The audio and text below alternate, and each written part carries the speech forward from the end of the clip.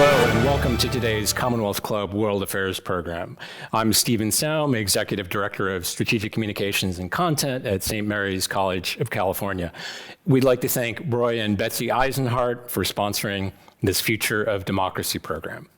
And now it's my pleasure to introduce today's guest, Anne Applebaum, Pulitzer Prize-winning historian, best-selling author, and staff writer for The Atlantic. Anne Applebaum has written extensively about the history of communism and the development of civil society in Central and Eastern Europe. Currently, she serves as a senior fellow at the SNF Agora Institute at Johns Hopkins University, where she co-leads a project on 21st century disinformation. Anne Applebaum's new book, Autocracy Incorporated: The Dictators Who Want to Run the World, is a sobering account of how autocracies work together to undermine democracy, but more important, how we can mobilize to defeat them. Before we get started, if you do have questions for Anne Applebaum, please submit them in the YouTube chat, and we will get to them later in the program. So Anne, congratulations on the new book, this important new book, and welcome. I'd like to get started with coming to grips with one of the big insights that you make in Autocracy Incorporated, and from the perspective of the autocrats. And that's this kind of fundamental understanding that if people are naturally drawn to the image of human rights, to the language of democracy, to the dream of freedom, then those ideas have to be poisoned. Can you talk about that and how you come to grips with that in the book? So first of all, thank you. Thanks for having me. I'm delighted to be part of your live stream, and welcome to everybody who's listening. The thesis of the book, the main argument of the book, is that there is a network of autocracies who are not joined by ideology. We have communist China and nationalist Russia and theocratic Iran and North Korea and Venezuela and a host of other countries who don't have much in common, except for the fact that they all face a similar kind of challenge. These are dictatorships where the regime believes that it should enjoy absolute power, unchecked by the law, unchecked by judges, unchecked by the media, unchecked by any systems or institutions of transparency, and also unchecked by any international criticism or international institutions. And as in the quotation that you've read, they periodically are challenged mostly and firstly by their own citizens, by people who object to their control of the economy and their control of political life, and who want some kind of more fair system, or they want justice. I mean, it's not even necessary to want democracy and a parliamentary voting system. People simply want more equality, more rights. And the network of autocracies has come to understand that demand as the biggest threat to their form of power. And they've begun to fight back against it, not only inside their own countries, but around the world. And the book is really a long explanation of how that works, how they, whether it's through financial transactions, through the use of money, the use of influence buying, through a kind of massive information operation. They share networks, they share conspiracy theories, they share narratives, and increasingly also through military pressure on other democracies, on allies of the democratic world around the world. And for them, this is a battle of ideas. I know for us, it's not. I don't think many Americans wake up in the morning and worry about Moscow or Beijing, but they wake up in the morning worried about us, and they are looking at ways they can undermine us, because increasingly they see the failures of the democratic world as a victory for them, and that wasn't so true even 10 years ago, and it wasn't true 30 years ago. So it's an important change in the way these dictatorships work. And so you're not talking about Cold War 2.0. At the same time, you're not talking about like a gathering of James Bond villains when you're talking about a network. Right. It's not a Cold War, because the Cold War, when you use that historical reference, people immediately think of the Berlin Wall. There's a wall, and there are different countries on either side of it, and sort of good guys on one side and bad guys on the other side. It's not like that anymore. We live in a single global community. There are autocratic practices and people with autocratic sympathies inside most democracies, certainly in the US, in Europe, elsewhere in other democracies. And there are, of course, democratic activists in Russia and China and so on. So there's the idea that we're somehow separated by a wall, or also the Cold War implies that this is a kind of entrenched military conflict with clear dividing lines. And I don't think it's that either. So, so I don't like that. I don't like that metaphor. And then no, it's not a bunch of guys sitting in a secret room, because I don't think this is a conspiracy.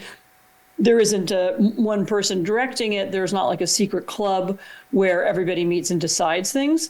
Most of what they do in the open. And I mean, actually, my book is all open source. It's built on my own observations, but also the observations of a lot of people who watch and write about those regimes, and you can see it. I mean, and it's funny. I was just saying to somebody else, in a way, you can't unsee it. Once you understand how these countries are linked to one another, how they act together, you begin to notice it in a lot of places. I mean, the most obvious place you will have seen it is in Ukraine, where the Iranians, who have no historical enmity with Ukraine, no objection to them, have nevertheless sent the Russians drones, which have been terribly damaging. The Russians have actually refined them and made them even more damaging. The North Koreans have sent the Russians ammunition. The Chinese are enabling the Russian war by allowing the import of components and other things the Russians need to keep their defense industry going, which was in trouble just a year or two ago. So it's almost like the network has gathered around Russia to enable the war, to enable Russia to keep fighting. They would have been out of the war long ago, actually, were it not for that. But you can see the cooperation in many other places as well. Just a few days ago, as we're speaking, there was a Russian and a Chinese planes were discovered exercising together near the Alaskan border. So they're beginning to do joint operations and joint military exercises as well. Well, and it's so talking about Ukraine. One of the passages in the book, you quote Sergei Lavrov, right, the foreign minister of Russia, saying that the war against Ukraine is not about Ukraine. I mean, that it's fundamentally it's something much bigger, right? It's about the West. Well, that's their version. That's how they see it. I mean, as I said, I don't think we see it that way necessarily, but they understood the invasion of Ukraine. The purpose of the invasion was, of course, it was in part to fulfill Putin's imperial ambitions. He sees himself as a new czar, a new Peter the Great. He wants to rebuild the Russian Empire. I think all that is true, but it exists alongside another set of motivations, which is the Russian desire to show everybody in the democratic world, everywhere else, that they don't care about any UN rules or charters. They are not bothered by the language and the institutions of human rights. They don't care that Europeans since 1945 have been chanting this mantra, never again, there will be no atrocities on our continent again. He doesn't care about any of that. He wants to show that he can do what he wants, that no power can stop him. And if he wants to invade a country and occupy it and build concentration camps on occupied territory, which he has done, or arrest and torture people arbitrarily, which he has done, or kidnap and deport children, Ukrainian children, and take them to Russia and change their identities, which the Russian military has also done, that he can do it and that he will suffer no consequences. And I think that was his intention all along, was to show that whatever we mean by the liberal world order or the international order, which has always been more of an aspiration than a reality, whatever we mean by that, he doesn't care about it. And he's not going to pay homage to it. And he's not going to pretend that he cares what Amnesty International or UN bodies that study human rights are going to say about it. So that they see this very much as a challenge, as a way of saying there's a new set of rules, and the rules are that we can do whatever we want. So one of the things that's fascinating about your book is that it runs through Venezuela, like the beginnings of it. Kind of, you talk about kind of understanding the network. Can you talk about, especially because of what's happening in Venezuela right now? I mean, kind of in real time, the autocratic network, how you saw it in practice, and I think our audience would be very interested in kind of your insights and what is happening in the wake of the election on Sunday. So it is true that one of the people who first explained to me how the autocratic network works was Leopoldo Lopez, who's one of the leaders of the Venezuelan opposition. He was in prison for 7 years, or he was in 3 years and house arrest for 4 years. He's now in exile, and he's spoken and written about this himself. The Venezuelan regime is extraordinarily weak and extraordinarily unpopular. Not only that, beginning with Hugo Chavez some decades ago and continuing with Nicolas Maduro, they have destroyed the country. So this is a country that was the richest country in South America. It's now the poorest. It produces, by some counts, more refugees than Ukraine. It's a problem for all of its neighbors, whether they have left-wing or right-wing governments in the region, with one or two exceptions, Cuba, Bolivia, one or two others. And it's, and yet it has remained in power. And so the mystery of how it remained in power, to understand that or to explain it, you have to look at who supports Venezuela. And certainly the Western world doesn't, the South American leaders don't. There have been sanctions on Venezuela, U.S. sanctions, but also sanctions from Europeans and, as I said, from neighbors. But at the same time, Venezuela has had an extraordinary amount of support from the Russians, who have invested and lent money to the regime, who have also sold military weapons and supplies to Venezuela, from the Chinese, who have invested in Venezuelan companies and who have sold surveillance technology and repressive technology that helps the regime put down street protests and riots, from the Cubans, who have lent literally their secret police have gone to train Venezuelan secret police. They've also been instrumental in teaching the Venezuelans other repressive tactics, how to use food shortages as a way of putting pressure on the population, for example, something the Cubans know pretty well. But others as well. Iran, a country that really has nothing in common with Venezuela historically or geographically or culturally, has nevertheless been very close to Venezuela. They've helped the regime evade sanctions. They've sold them oil equipment to help their oil industry.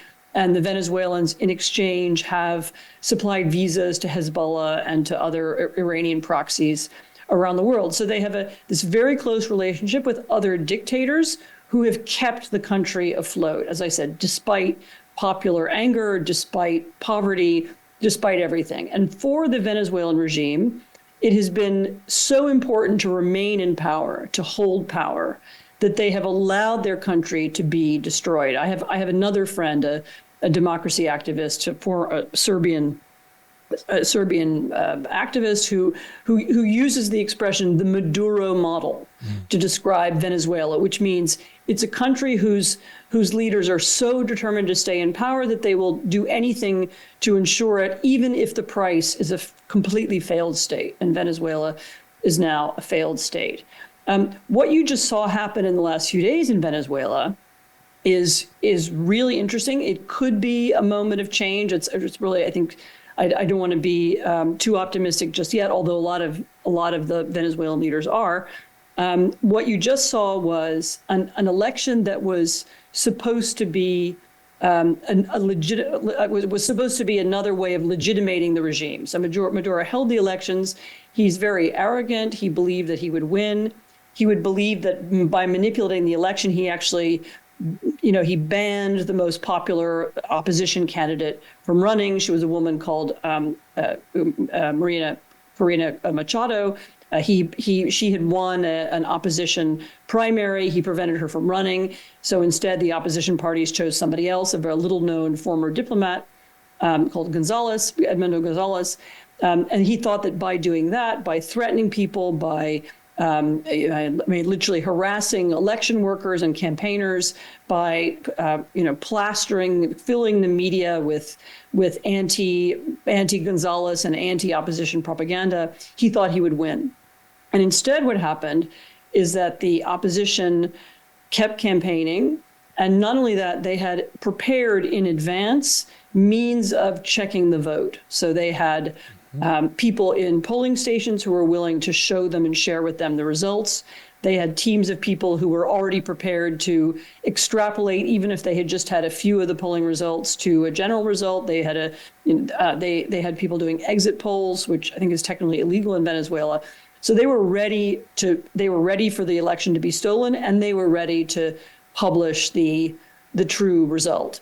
And I think at this point it's very hard to, even some of the language of the international press has annoyed me. People say, well, the election is in question, or it's tainted, or it's in doubt. I mean, no. I mean, I think we know now that it was stolen. There's very, very clear proof, and we're right at a very delicate moment when, in fact, the big decisions right now are being made by people in Maduro's inner circle. Do they want to stay with him? Or is this the moment when there's a shift and a change? And I don't think we know that yet. But I would be prepared for the autocratic world to try to intervene, to try to save him. There's an interesting role that will be played by Brazil and Colombia and Chile. These are Venezuela's neighbors who are led by left-leaning governments, and the Maduro government uses left-wing language. And so if they intervene and say they would like to help change, then they have a lot of influence there. But it's we're speaking at a moment when we don't know what will happen next. But Venezuela certainly for several decades now has been one of the prime examples of a state that should have changed a long time ago, whose leadership is terribly damaging for the nation, and has resisted change because of its allies. And now we'll see whether they try and step in to rescue Maduro once again.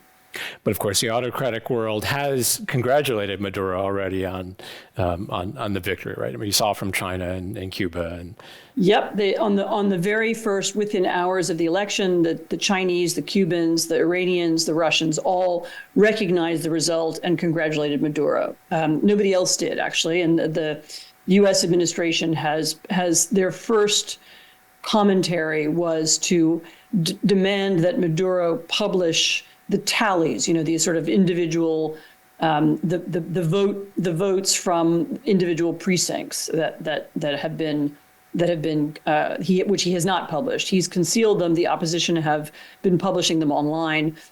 He's been preventing their publication because obviously we know why. He even had a conspiracy theory that he came up with, I think it was today or yesterday, where he began talking about Machado and Lopez having somehow hacked the electoral system from North Macedonia. That was his strange, peculiar story.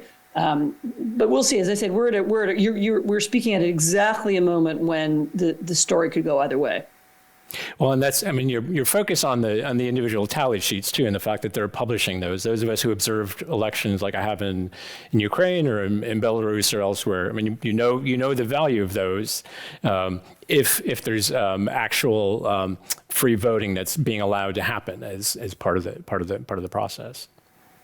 Yeah, no. I mean, the tallies are the real result, and that the regime doesn't want to publish them, even though I think it's legally obliged to publish them or to give them to the Electoral Commission. The fact that they aren't doing that is already, I mean, that's suspicious enough to make it pretty hard to say this is anything but a stolen election or an attempt to steal the election. So the fact that you brought up some of the left-leaning governments and the language that Maduro uses, that kind of leads to a good segue for one of the questions from the audience, which is, so what's the difference between autocratic regimes and talking about fascist regimes? So I don't like to use the word fascism in the contemporary world unless you're talking about literal neo-Nazis who use swastikas and talk about Hitler. Only because it often confuses the issue. When you say fascist, people immediately think of Nazis and the Holocaust.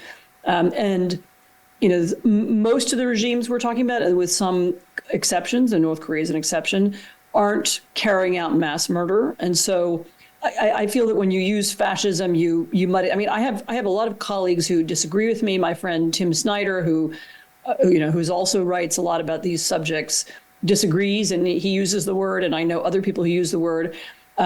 Certainly, the resemblance of a regime that says we own all the power, there can be no checks and balances. We decide what's true and what's not true, and we are willing to tell as many lies as it takes. A regime that seeks to undermine the authority of judges or of the media or of any independent society. I mean, those are all things that happened in fascist Italy or in fascist Germany in the 1930s. So you can see parallels between the present and the past. My personal individual feeling is that I try not to use the word just because it's confusing. But if you wanted to have a kind of comparative history, comparative politics conversation about how these regimes resemble those of the past, we could do it, and you would find a lot that they have in common. So one of the points that you make in the book that you're very clear on, and you kind of touched on briefly already, is if you're talking about autocracy, it's not about ideology anymore, right? It's not about it, as in Cold War days, right? The Soviet system really believing, that this is, the right economic system, as opposed to, the capitalism with the U.S. is the standard bearer on it. So what is it about for autocracies? So to be clear, some of them do have ideologies, and they do believe things. I think the Chinese do believe that their system is the greatest in the world. I think Putin does believe that he wants to recreate a Russian empire. I think the Iranians do believe that they need to, convert and Islamicize certainly the Middle East, if not the world. So it's not that they don't have ideology; it's that they don't share an ideology, and the things that they have in common are not ideological. So what they have in common is as I said, a belief that in absolute power. And a belief that they have the right to do what they want. And they also have tactics in common. So almost all of these regimes are led by very, very rich people. And if they're not personally rich, then their families are rich, or their friends are rich, or they've enriched a group of businessmen who support them and keep them in power. That's true of Putin, true of Maduro, true of Xi, true of many others. And so one of their common interests is in taking and hiding and laundering that money, which they do very often in the democratic world, because the democratic world has rule of law, and it's much harder for the money to be stolen if it's kept in a British bank, whereas in a Russian bank, who knows what would happen to it. So they share those tactics. They have that in common. They also have a set of narratives in common. So a way of speaking about autocracy and dictatorship. Autocracy is safe and stable and secure, and dictatorship is divisive and chaotic and degenerate. And sometimes by that, they mean literally sexually degenerate. And often they speak of their societies as protective of some kind of traditional hierarchy, some kind of the traditional family life, as opposed to democracies where I think Putin once used the expression, if I'm remembering correctly, 63 genders, or he uses an exaggerated vision of what feminism means even. So they they share those narratives, and they put them out each in their own media network. So the Chinese have a huge international media network. They have television, radio, websites, a wire service. They have content sharing agreements with dozens of other media in around the world, a lot in Africa as well as Asia, Latin America. The Venezuelans use their material, and then also they have a whole network of Spanish language television and networks where they put out their material. And of course, the Russians famously have what's mostly a social media network, or they've developed very sophisticated forms of what's now called information laundering. So they create fake sites which look like they're Ecuadorian or Peruvian, In fact, they contain articles that are written or approved by Moscow and then translated into Spanish. And they have their versions of this that they do all over the world. Some is pretty sophisticated, some of it's pretty stupid. Some people always describe the Russian method as something like throwing spaghetti at the wall and see what sticks.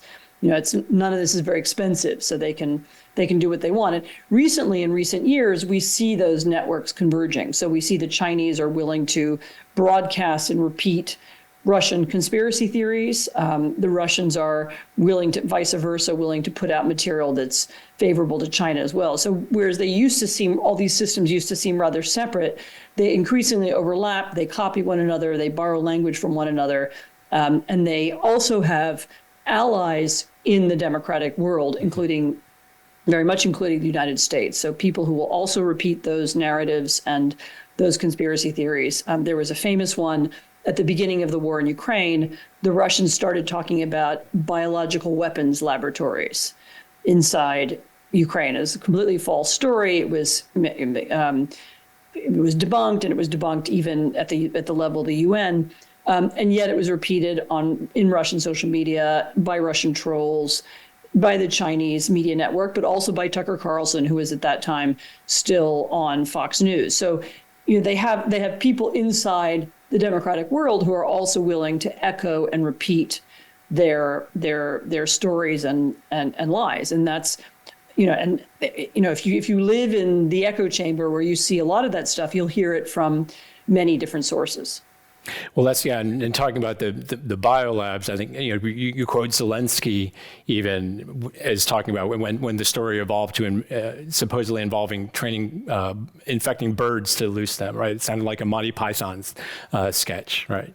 Yes, we with my editor Jeff Goldberg, the editor of The Atlantic, and I interviewed Zelensky in April of 2022, which was just a few weeks after the invasion. And that was one of the things he was joking about. He was amazingly lighthearted at that interview.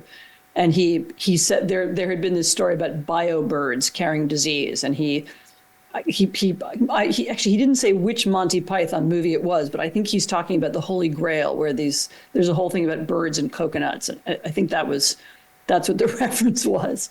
But yeah, there were these crazy stories about birds that were designed to carry biological weapons, and the United States building weapons in laboratories and so on. But it's faded quite a bit now. But it was repeated a lot, and I think there were quite a lot of Americans who would have heard that story and would have believed it too. Well, the fact that you talk about the evolution of the media networks as part of this, I think is really one of the really, really important insights.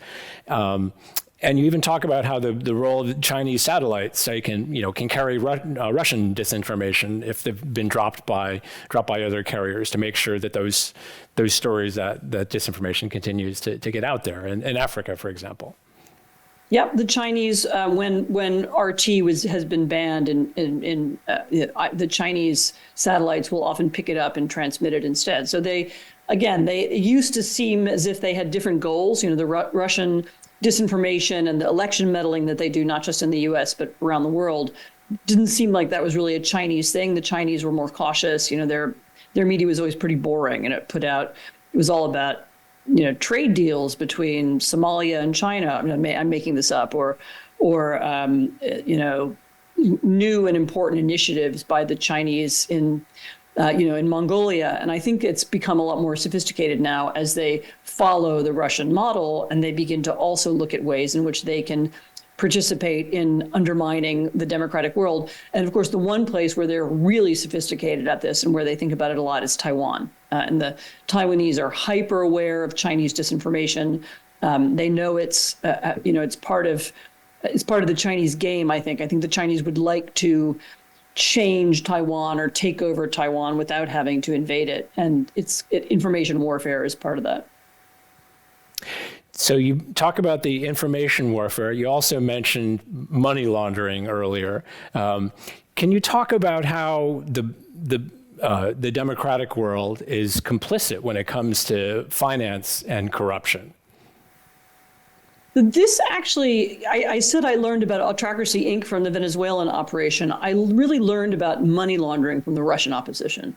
They were the ones who understood that the Putin regime in particular came to power partly through the accumulation of money and the control of people who had money. And even if you look at the career of Putin himself, which has been written about a lot of times, actually, so I have a little short version of it in the book, although I'm not the first to touch on the subject. Putin is someone who, as a very junior figure, he was the deputy mayor of St. Petersburg. He got involved in a number of schemes to steal money from the state, to take it abroad, and to launder it into respectability, and then to bring it back into Russia, where he used it to buy property, and a whole group of friends were doing exactly the same thing. So he, his rise to power was very much enabled by this process. And he's not the only one. There's a whole class of Russian oligarchs and very, very wealthy men who obtained their money in exactly that manner. And so, in my book, I talk more specifically about how the very particular groups of Western enablers helped that to happen. So whether it was lawyers, bankers, accountants, business partners, I don't know, Putin at one point had a company he was connected to on the Frankfurt Stock Exchange. All of those people helped bring him to power and continue to keep oligarchs and dictators in power all over the world. And one of the arguments of the book is that the institutions that we created that enable them, allow them to do this, these aren't somehow like forces of nature. I mean, these are things that we created, and we can uncreate them. We can change them, and we can make it harder to hide money. We can eliminate shell companies, and we can make it much more difficult to keep your money in tax havens. If we wanted to, we could do that, and that would have an enormously beneficial effect on the democratic world, but also it could end some of the ease with which the dictators in the autocratic world are able to stay in power. So one of the members of the audience here wants to know to what extent would you say that the U.S. Constitution was created in the first place to prevent the rise of autocracy on these shores? Sorry, I didn't understand the question. So to what extent was the Constitution designed in the first place to prevent the rise of autocracy here? So the framers of the Constitution, the people who wrote it, had as their example the story of democracy that they knew the best, other than, of course, the British system, which was then kind of quasi-democratic, because they had a parliament, although they still had a king. The story they knew the best was the story of ancient Rome. And I've just done a project connected to this, and it's really fascinating.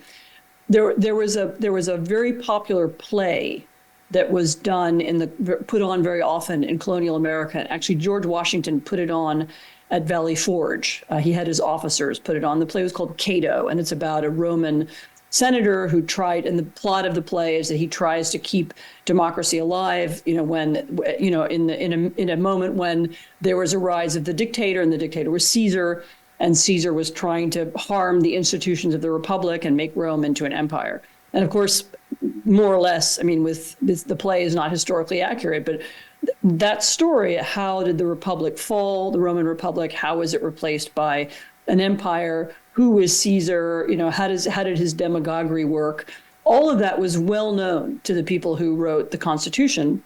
And that story was in their heads when they were thinking about how to create checks and balances, how to ensure that the judiciary was independent. There was a long argument at the Constitutional Convention about how much judges should be paid and who should pay them, and who should appoint them.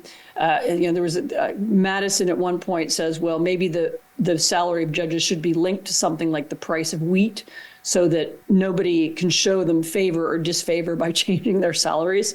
So there was these things were all taken very seriously. And of course, the Electoral College was originally meant, it doesn't function that way now, but it was originally meant as a kind of brake on the popular vote. It was meant to prevent the rise of a dictator. The electorate, the members of the college were meant to be able to stop somebody who was dangerous to democracy from rising to power. It wasn't supposed to empower Michigan, Wisconsin, Pennsylvania, Arizona, and Georgia and make them the only places where the election matters, which is the function of the Electoral College today. But they certainly thought about it, and their whole design, the way they were thinking when they wrote it was all about how do we prevent someone like Caesar, a demagogue who appeals to the masses and who seeks to break the law and seeks to have absolute power. How do we keep him from coming to power? And there's, the arguments that we have about the Constitution throughout American history and about judges going up today are often have that as their backdrop. I mean, that's what the independent judiciary is for. It's meant to block the power of the executive, or of Congress, if Congress became dictatorial, which is less easy. But I mean, absolutely, this is central to what American democracy was supposed to be. So in talking about kind of democratic systems and working within a country, of course, another country that you know very well and have for decades is Poland. And, we witnessed in the past year, Poland pulling back from the brink. I mean, it seemed like on the verge of state capture. So what's the lesson here? What happened to keep Poland from kind of being fully captured after what had happened to the judiciary and to the media, et cetera, et cetera? So Poland, and Poland is an interesting example because, like Hungary or like Turkey, the political party that tried to undermine the system in Poland was legitimately elected. It was absolutely democratically elected political party. It was called Law and Justice. It still is called that. It won first a presidential election and then a parliamentary election. It had a clear majority, and it used that majority to try to change the system. And so they carried out a judicial reform that, in effect, sought to make judges dependent on the political party. They tried to create a kind of extra constitutional body that would be able to punish judges who made bad decisions. They also packed the courts, and they did that successfully. And it happened pretty fast. It turned out that someone with ill will was able to change the system a lot more quickly than anybody had realized. At the same time, there were multiple different ways in which they tried to attack the press. They took over state media, which matters a lot in Poland because it's like in many European countries, it's the one form of TV that everybody gets and you get it for free. So there are some people that's the only TV they get. There are a bunch of national channels like the BBC in the UK. They also tried to deprive independent media of advertising. There were various other ways they sought to undermine that. And they, somewhat like it's not as extreme case like Venezuela, but they also became quite arrogant. They replaced a lot of the state apparatus, the civil service, with their cousins, or by loyalists. They became very greedy. They found ways of stealing money from the state and using it either they managed to take it for themselves or they used it to fund their party and their election campaign. And they became pretty convinced that they couldn't lose, that because they couldn't change the electoral law, but they changed so many other things, the judges, the way their party was funded, the media, that they believed they wouldn't lose. And actually, I was not sure they could be defeated either. I'd seen what happened in Hungary, where the system was even more extreme. Viktor Orban, who's the prime minister, was able to change the constitution multiple times. He dominated the media even more than was possible in Poland. Poland's a bigger country, and there was stronger independent media to start with. But they did lose. They lost an election in October. They lost because of a coalition, and this is maybe a lesson for Americans. Center-right, center-liberal, center-left all worked together, and they cooperated in order to defeat the ruling party. They also lost because, it's interesting, although the initial judicial reform, it inspired a series of protests, but most people didn't really understand how it affected their lives. And it was only when the judiciary began taking decisions that bothered people that people began to react. And the famous one was they made a decision that made abortion, which is already illegal in Poland, even more difficult, including for women who have defective fetuses and problems. And they made it so difficult that a couple of women died including there was one very particularly horrible story where there was a woman who was texting her mother, waiting for some kind of treatment, and then eventually died. And so that really moved a lot of people. They saw, oh, right, this judiciary change, it's not something that's theoretical, it's actually affecting us. And that helped change the election as well. And then finally, to get around the problems with the media, there was an enormous grassroots level campaign. So the man who's the current Polish Prime Minister, Donald Tusk, literally went round and round the country for 6 months. And he went to small towns and big towns, and he campaigned even in parts of the country where he wasn't going to win. And that effort, which was matched and mirrored by a lot of other people and other candidates too, did pay off, and they won. And I should say my husband is part of that government, which I did not expect would happen. But I should also say that the problems created by the judicial reform and by Law and Justice's dominance of the country for 8 years have not gone away, and it'll be years and years to untangle them. So they did a lot of damage. And just winning the election once doesn't fix all of it. So one of the members of the audience asked a question that I think goes back to your book, Twilight of Democracy, in a very real way. How do people develop the tendency to support authoritarianism? So first of all, throughout human history, most governments across most centuries have been authoritarian. They've been dictatorships, they've been monarchies, they've been run by kings. It's in some ways the most common form, the most common form of government on the planet, and very often dictatorship and monarchy, and in our era, authoritarianism or illiberal populism, appeals to people, particularly at moments when there is a lot of stress and division and change. And we are actually living in a moment of really profound demographic, sociological, moral, economic, and informational change, when a lot of things have changed very rapidly. And the changes are real. I mean, you can't deny it. I mean, it is absolutely true that the kind of childhood people in small town America or small town Poland had or remember from 50 years ago probably doesn't exist anymore. And people feel this sense of loss and disorientation.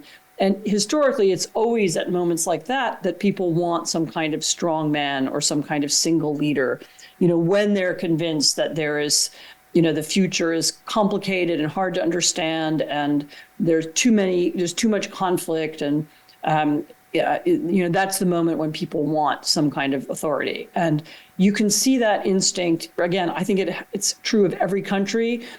You can see it. There are earlier moments in American history when you can see it. If you look back through American history and read it differently, looking for that, I mean, you find Huey Long, or you find George Wallace, or you find Father Coughlin. There are plenty of figures in the past who've appealed to that desire for homogeneity and unity, as opposed to dynamism and contrast.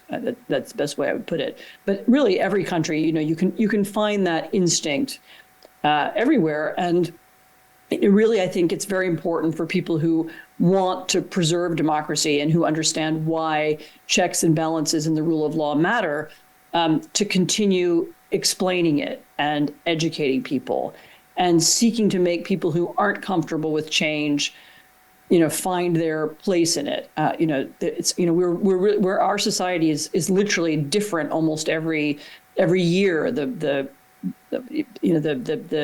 changes that are brought about by the internet and by social media really continue to alter us, and finding ways to make people feel comfortable in that kind of dynamic world, I think, is the task of our leaders. So since you mentioned the internet specifically, of course, one of the quotes that comes up in the book, I think a few times maybe, is Bill Clinton's, when he talked about China trying to control the internet and how it was like trying to nail Jell-O to the wall back in the day. Obviously, things have shifted a little bit. I mean, you were kind of one of the early adapters in terms of saying, I don't think this is going to work out so well? Well, I can't claim to have been an early adapter on China. I think I was on Russia, but the famous Clinton quote is he gave a lecture. I think I will misremember, but I think the date is 2000. It was right around the end of his presidency. And he gave a lecture at Johns Hopkins University, which is where I am affiliated, to a room full of people who specialize in foreign policy and political science. And he said, good luck to China if they try to control the internet. That's like nailing Jello to the wall. And everybody laughed. Because, of course, you weren't going to be able to control the internet. And the internet was perceived as a force of democracy and a force of freedom.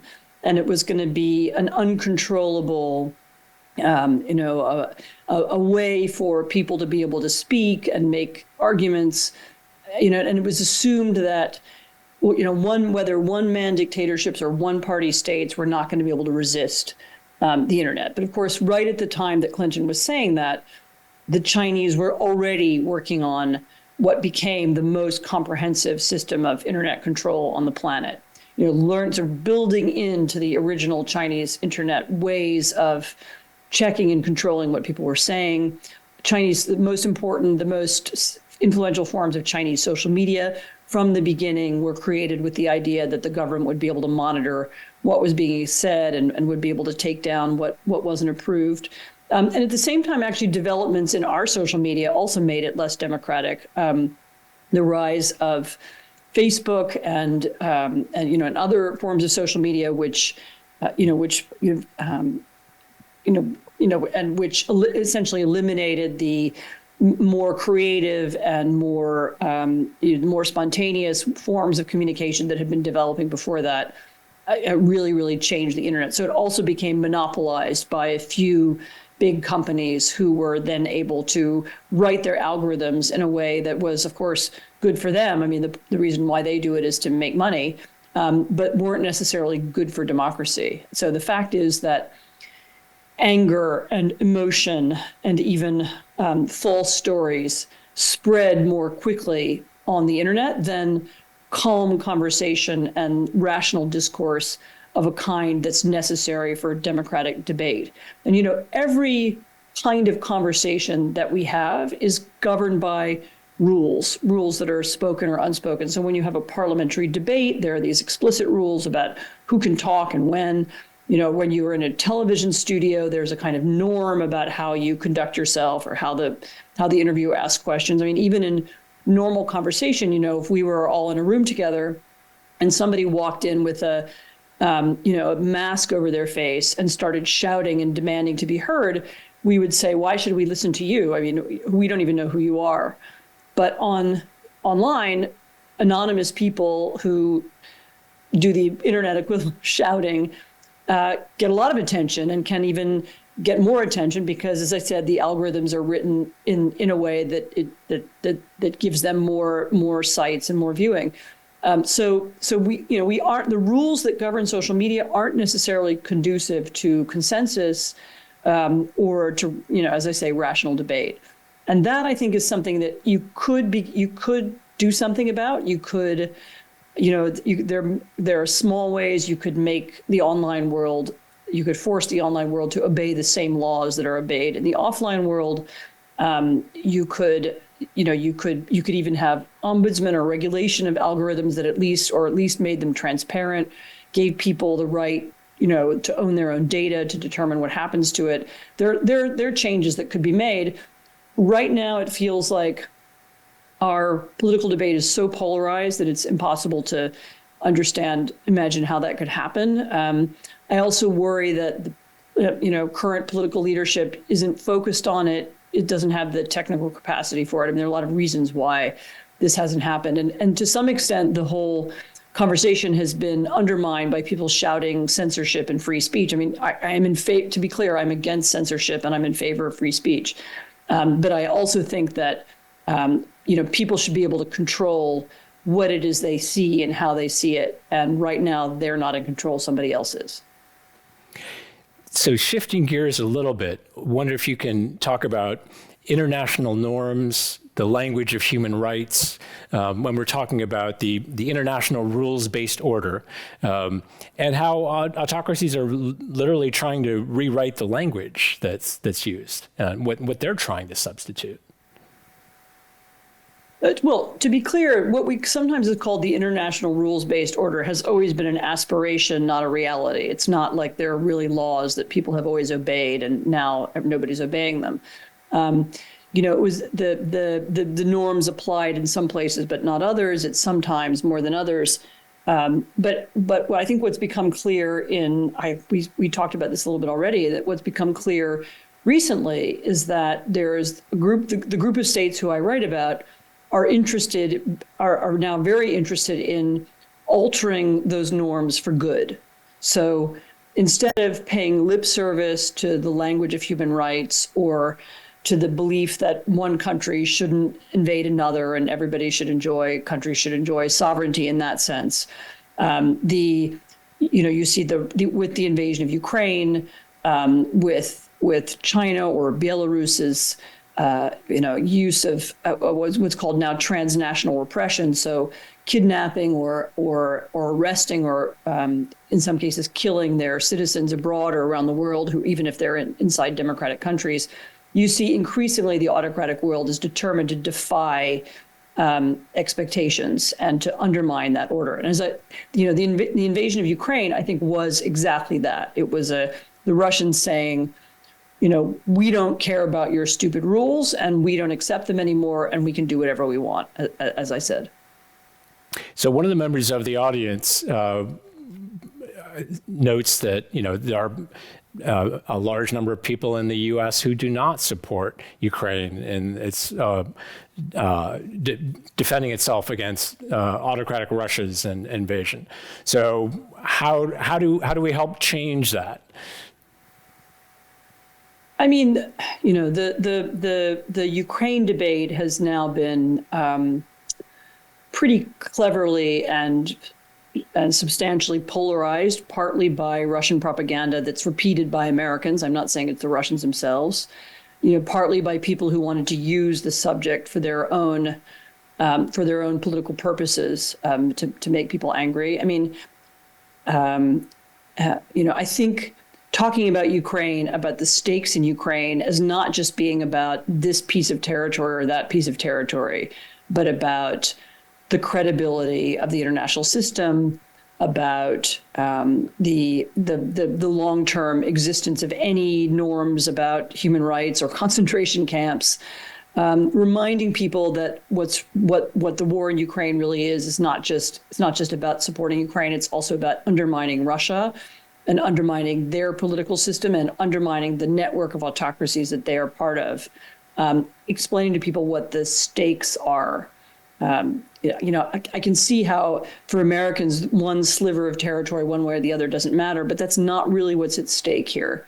I think if there was, we could make the Ukrainians negotiate if we wanted right now. We could cut off aid to them. We could say, right, we want the war to be over.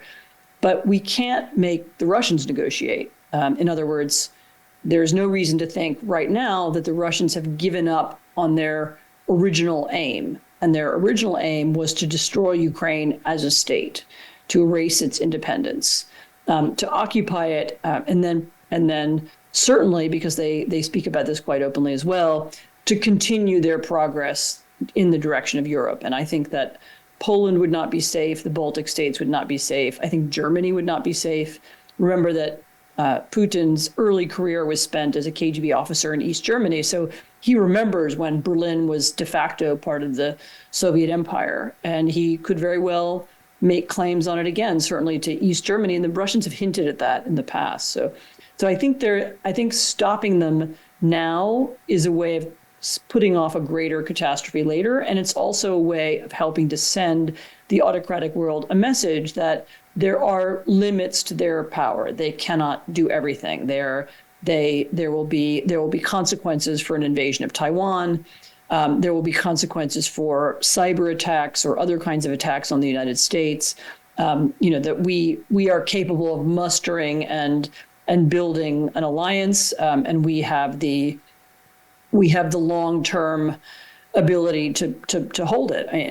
And that's one of the things that's at stake in this election is, are we going to remain a country that leads the democratic world and contests these new arguments of autocracy Inc., or are we going to give up or even join them? I mean, I can imagine a really ugly world that could be created through a Russian-American alliance, one in which, Europe ceased to be free. And I'm afraid it's not as hard to imagine as it used to be.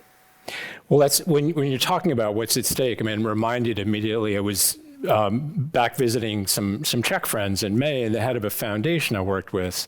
He was very explicit in saying, whether you want to admit it or not, Russia is at war with Europe right now, in terms of talking about the disinformation, in terms of talking about sabotage operations, et cetera.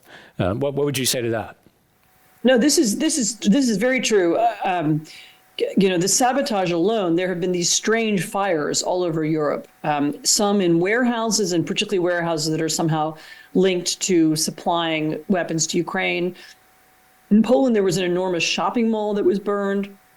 I mean, I have to tell you, I looked at the arson, the explosions on the French train system that took place right at the opening of the Olympics, and my immediate thought, I mean, maybe it was Islamic terrorism, or maybe it was the Russians, or maybe it was both, since Iran and Russia work together now. It's very hard to know how to even separate them. I mean, they have very similar goals. But yes, there has been this spate of sabotage operations all over the continent. I mean, the Russian involvement in European politics is well known. They have proxies in Europe. Viktor Orban is one of their proxies. They have political parties and leaders whom they support. In the French elections, Marine Le Pen, in the Dutch elections, in the German elections, almost every country on the continent has pro-Russian factions or pro-Russian politicians who are sometimes clandestine, or sometimes they hide their links, and sometimes they're pretty open. I mean, the Russians don't really hide what they're doing. They don't, they tell us. I mean, they're interested in, ending NATO, ending the European Union, undermining as many democracies as possible, because then they are more comfortable in the world. So they're more comfortable in a world where their neighbors are dictatorships. And they will, and that's their foreign policy, is to create that world. And they might not succeed, but they can do a lot of damage while they're trying. So they might not be able to take down, NATO, but they can create havoc while they're doing it. And I think that's what we're seeing right now. So one of the members of the audience notes that said you were recently quoted as saying, often for autocrats, the second time in power is worse. Can you elaborate on that?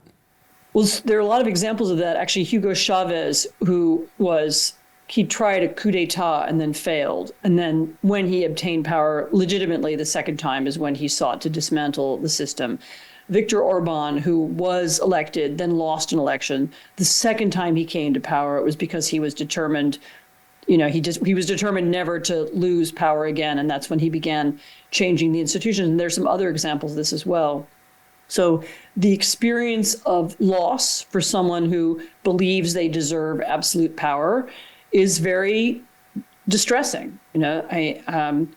Whether it's Donald Trump, or Orban, they don't believe they should lose, and they don't accept loss. Loss is illegitimate. And Trump to this day won't admit that he lost the 2020 election. And he's got people around him, including the new vice presidential candidate, to agree with that and to say, that they would have cooperated in stealing or changing the result. And that's a very, very dangerous sign. If he believes that the only legitimate elections are the ones that he wins, that means he really is willing to do what it takes to dismantle the system, to alter the system, and to make it work less well than it does. I mean, not just less well, sorry. I mean, to make it fail. These are people who have an interest in failure. They want democracy to fail, because then in that chaos, the chaos that people are afraid of, they can step in and say, I'm in charge now. Don't worry, I'm here. And once the guardrails are gone, they can remain.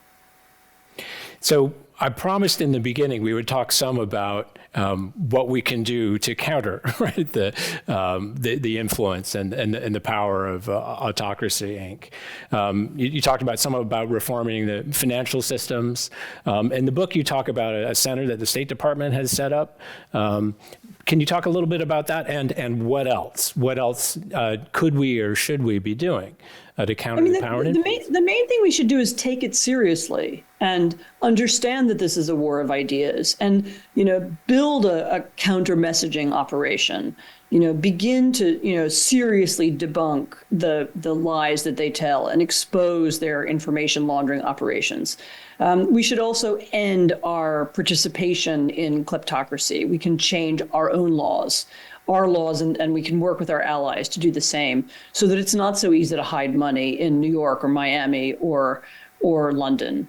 We need to understand that they see this as a contest and they wake up every morning thinking about how to win it. And we don't. And it's time that we began to do that. And really, I think from now on, really every one of our elections, every one of our decisions should be colored by that understanding that that's the kind of world that we now live in, where there's a battle of ideas.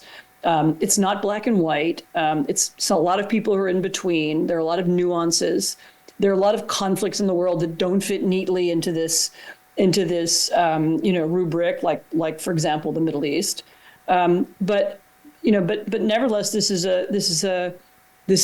the primary challenge for Americans and for anybody who wants to go on living in a liberal society. And small L liberal, I just mean a society where you enjoy rights, where you have some control over who rules you, where you can expect the rule of law most of the time, that judges will make their decisions based on the law and not on what some politician tells them. And to the extent that you can feel that beginning to disintegrate, and you can in our country, and we haven't talked about that, although that would, I'm afraid, take another hour. Those are bad signs, and they're signs of autocratic influence, and they're signs of democratic decline. And we need to be fully aware that this is part of something happening internationally, and we should guard against it. So one of the members of the audience wants to know briefly, if, as you were researching the book and working on it, was there anything that really surprised or shocked you that you discovered? I think some of the surprising, I know that people who read the book are surprised by the scale of the autocratic world's operations, the scale of China's investment in media, the scale of Russia's ambitions. The scale of Maduro's depravity in Venezuela. We imagine these to be small things happening on the periphery of our vision. They're making major efforts, big investments. They care a lot about how conversations go globally as well as domestically. I think that's the surprise of the book, if there is one. So we have time for just one more question, if we can. I'll take it back a little bit of a flashback to you in St. Petersburg, then Leningrad, 1985. You write about visiting there when people were hungry for anything fresh from the outside, newspapers. An underground rock musician asked whether I'd met David Bowie because he already had, right? So have you ever met David Bowie? So bizarrely, I once met David Bowie. But not in St. Petersburg. It was a very long story. It was a very, very long time ago. And it was for 30 seconds. So I don't think it makes me an acquaintance of him. No, I think you're referring to an article I wrote a few years ago about what St. Petersburg was like in the 1980s. And the answer is it was like being on a different planet. And now it feels like, different galaxy. So, so many things have changed in the last 30 years. And no doubt the next 30 years will be equally exciting. Well, thank you very much, Anne Applebaum, and thank you very much to our audience for joining us here today. So, dziękuję bardzo, Anne Applebaum, author of Autocracy, Inc., The Dictators Who Want to Run the World. And thanks to Betsy and Roy Eisenhart for supporting this program. We encourage everyone to pick up a copy of Anne's new book at your local bookstore. If you'd like to watch more programs or support the Commonwealth Club's efforts in making virtual and in-person programming, please visit commonwealthclub.org/events. I'm Stephen Saum, and thank you and take care. Thank you, Anne.